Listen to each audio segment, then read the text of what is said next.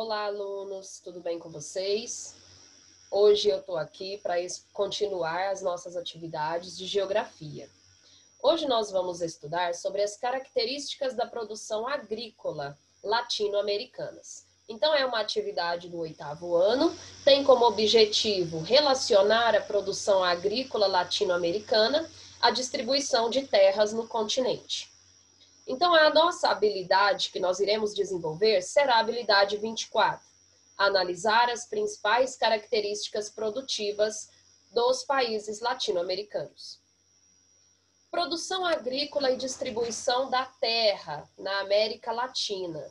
Então, pessoal, essa mesma habilidade, ela vai trabalhar tanto as questões agrícolas como as questões industriais. Provavelmente, na próxima semana, trabalharemos ainda essa mesma habilidade, porém voltadas para as questões industriais.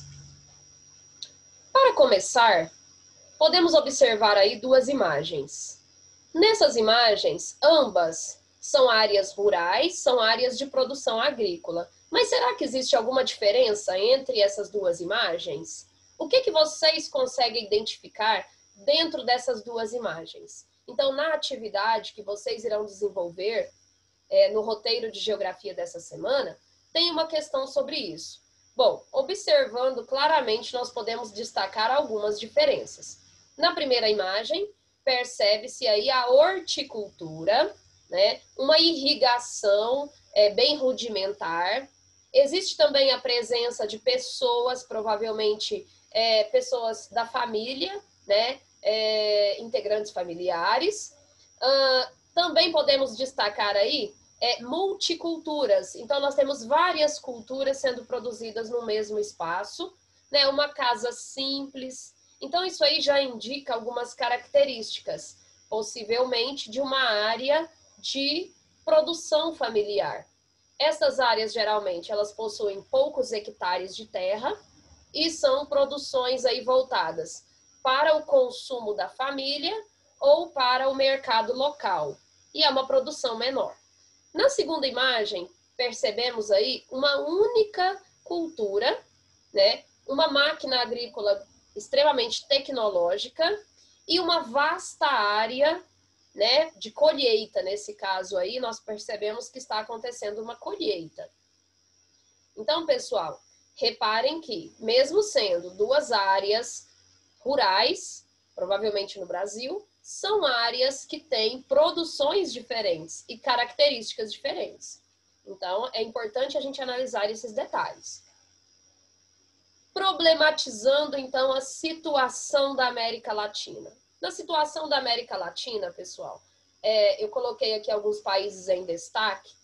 Temos aí, de acordo com esses fragmentos de textos, a América Latina tem a pior distribuição de terras no mundo.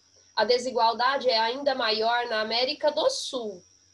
Gerenciar bem a terra é essencial para erradicar a fome e promover o desenvolvimento sustentável, afirma o órgão da ONU.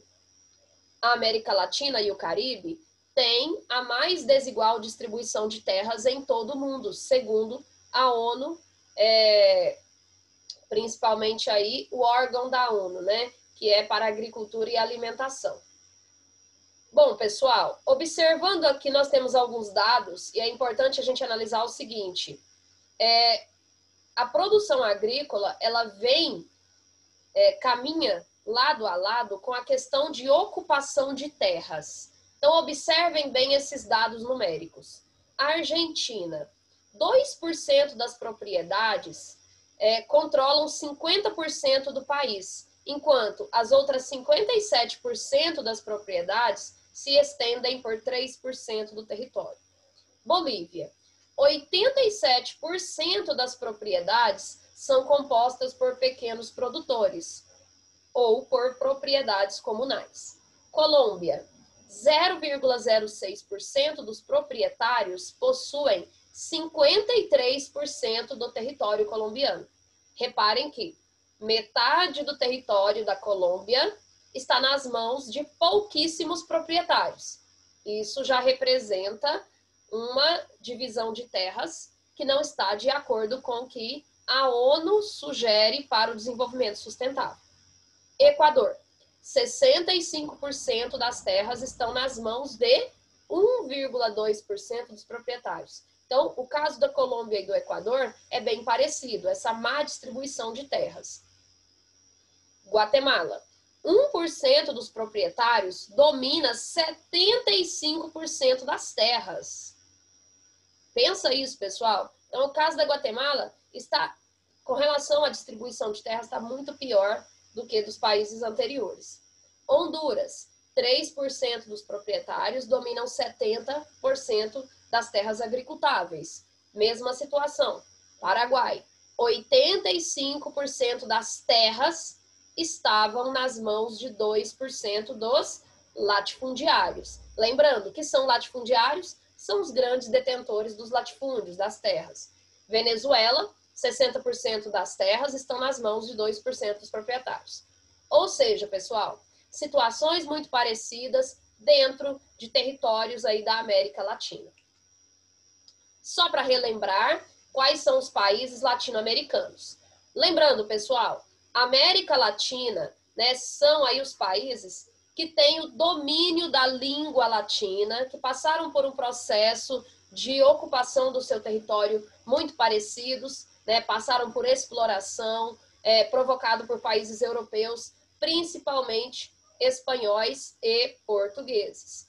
Reparem aí, então nós temos desde o México até, né, os países da América Central e países da América do Sul, incluindo o Brasil. Observando então esse gráfico, que apesar de ser aí um pouco desatualizado, ano de 2006, traz para a gente algumas informações interessantes com relação à produção agrícola dos países. Não só a produção agrícola, mas a produção de outros produtos. Então, observem que é um gráfico de setor, ou também vulgarmente chamado gráfico de pizza, né? Então, nessas fatias, obrigatoriamente, quem elaborou esse gráfico precisou transformar os dados numéricos em porcentagem. E observando aí dentro destes 5 países que estão sendo analisados, Nicarágua, Paraguai, Equador, Guatemala e Brasil, temos que a Nicarágua é o país com a maior produção agropecuária. Lembrando que a Nicarágua está com 82%. Então, a Nicarágua e o Paraguai são os 2 países, com a maior produção agropecuária. Em primeiro lugar, Paraguai ganhou aí de 1% a mais que a Nicarágua. Então, são os 2 maiores produtores. Bom, Equador, Guatemala e Brasil são os menores produtores, né, dentro desses 5 países. Lembrando que o menor dos 3 é o Brasil, com 28,8% da produção agropecuária para exportação. Lembrando, olha o título, participação da agropecuária no total de exportações. E lembrando, esse dado é de 2006. Para os dados de 2020, possivelmente terá aí alterações. Então, gente, eu trouxe esse gráfico para vocês analisarem as questões numéricas. O que é um gráfico de setor? Um gráfico de setor é transformar dados numéricos em fatias de uma circunferência. Então, uma circunferência é medida em graus, o total dessa circunferência mede 360 graus, e cada grau representa, então, uma quantidade de porcentagens. Então, qual é o primeiro passo para elaborar um gráfico desse? É transformar um dado numérico em porcentagem. Logo, o número precisa ser transformado, então, em porcentagem, e logo após, né, esse procedimento, a fórmula para produzir um gráfico de setor é 360 graus, que é o total de graus de uma circunferência, é igual ao número real, ao número que não está transformado ainda em porcentagem. Bom, 100% vai ser igual a x. 360x menos 100, perdão, menos não, é igual a 100 vezes o número. 360x igual ao resultado, x igual ao resultado dividido por 360, que é igual ao valor que você vai representar aí nesse gráfico. Bom, continuando então, pessoal, a conversar sobre as questões aí relacionadas à produção agrícola e pecuária, principalmente a agrícola. Qual dos modelos de agricultura identificados lá naquelas primeiras imagens que nós analisamos é mais comum na América Latina? Será que é agricultura familiar ou será que é o agronegócio? Né? Então, a gente tem que lembrar o seguinte, que apesar de termos uma grande quantidade de agricultura familiar, seja no Brasil, seja nos países latino-americanos, o agronegócio, ele tem uma maior visibilidade por ser maiores propriedades de terra e esses proprietários de terra são poucos. Então, existem grandes quantidades de terras aí, utilizando o agronegócio, porém, nas mãos de poucos. Isso já nos mostra o quê? Uma grande desigualdade dentro dessa distribuição de terras. Quais são as vantagens e desvantagens de cada modelo? Bom, dentro da agricultura familiar, já existem projetos sustentáveis, onde existe aí produções orgânicas, sem uso de agrotóxicos, né? Existe aí uma série de medidas para cuidados com o meio ambiente. Já no agronegócio, apesar de toda a fiscalização, para uma maior produtividade, geralmente é utilizado grandes quantidades de agrotóxicos, maquinários agrícolas, que causam erosão, causam assoreamento, causam contaminação de lençóis freáticos, e isso nos leva a pensar em impactos ambientais. Além do que, existe também o aumento da fronteira agrícola. O que é isso? É quando o agricultor desmata grandes áreas de vegetação nativa para a produção aí em larga escala, para o agronegócio, produção de monocultura. Quais a questão aí relacionadas à produtividade? É óbvio que o agronegócio terá uma maior produtividade, né? Porque utiliza-se de maquinários, utiliza-se de maior tecnologia, mas o grande desafio dos países, principalmente para o século XXI, no momento, é produzir em maior quantidade, utilizando os mesmos espaços, sem aumentar a fronteira agrícola. Isso é muito importante. Quais conexões podemos fazer com o tema central, produção agrícola da América Latina? Bom, concluindo aqui, pessoal, nós podemos observar claramente grandes desigualdades, principalmente essas desigualdades relacionadas à exploração da terra, ao rendimento que isso traz ao produtor agrícola. Competitividade. É óbvio que o produto resultado do agronegócio vai ser um produto mais barato, vai ser um produto mais competitivo para o mercado, principalmente para as exportações, do que os produtos vindos da agricultura familiar. A agricultura familiar, ela produz basicamente para o seu próprio consumo ou para mercados locais, sendo que, muitas vezes, pela dificuldade de acesso a maquinários, dificuldade de acesso a muitas, até mesmo a tecnologia voltada à produção biológica da planta, acaba se tornando um produto mais caro e menos competitivo. E muitas vezes, inclusive, com uma qualidade inferior. Bom, tecnologia no campo.